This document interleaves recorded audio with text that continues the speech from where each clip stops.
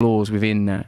Do you do any sort of like really difficult exercise outside of jiu-jitsu? Do you ever get involved in, any like yoga, like intense yoga, like long periods of time, like 90-minute hot yoga classes, or running, or anything where you like really have to push yourself physically? Not really push. I run and I listen to your podcast sometimes and Sam Harris podcast sometimes or whatever, and I do yoga, but not like. It's interesting that you specifically say push yourself to the limit. Why do you think that's an important part? I think there's a freeing aspect in pushing boundaries and the physical boundaries, because it's exhausting, and not just exhausting physically but mentally too, because there's a strain on your body's desire to quit, like your mind's desire to seek comfort, and that in pushing past that you find this freedom, and you also find a vulnerability in who you are as a person, where it's very difficult to think greatly of yourself and to be egotistic when you know that you're so fucking tired you have to put your hands on your knees and you're heaving, and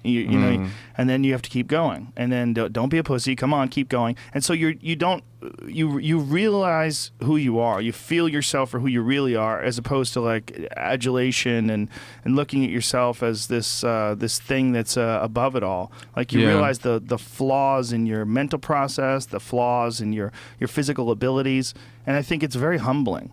Right. I can see that doing that in a bodily way would be useful, but to tell you the truth, the trouble for me, and I think a lot of addicts, is not that, like, of course there's self-obsession, but self-obsession isn't usually about I'm fucking great. It's normally I'm worthless. That's where it comes mostly from that position. But it's also you're thinking about yourself all the time, right? That is the problem. And that's what needs to be decoded. And I think you're right that in physical exercise is really, really important. The level to which I do it, I always feel better. It's not I have to work even to bloody do it. I'd rather spend all the time thinking or doing something like thinking and fucking. They're the things that come easy. It is thinking. That's what's confusing about it to people. It's thinking, but it's thinking in a very different way.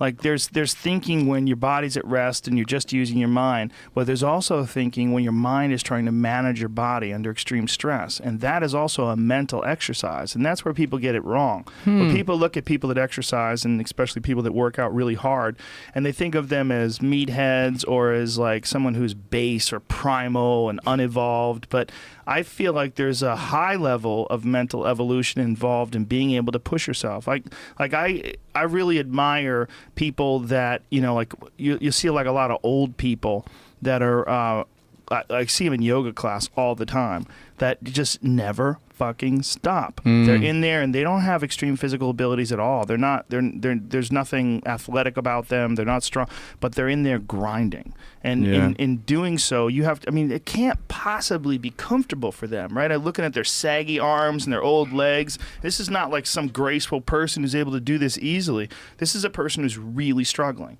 And in real struggle like that, there's a mental energy that's involved in forcing your body to go through these uncomfortable motions that I think is very freeing. Yeah. I think you're right what you said as well about balance, and possibly what you're saying is that I'm a person that will benefit from more of that. I see a guy in the gym once and he said, don't stop exercising. He was old. He was like in his 70s. He goes, don't stop exercising. Don't let your body find out that it's dying. I just keep going. That's a great way of putting it.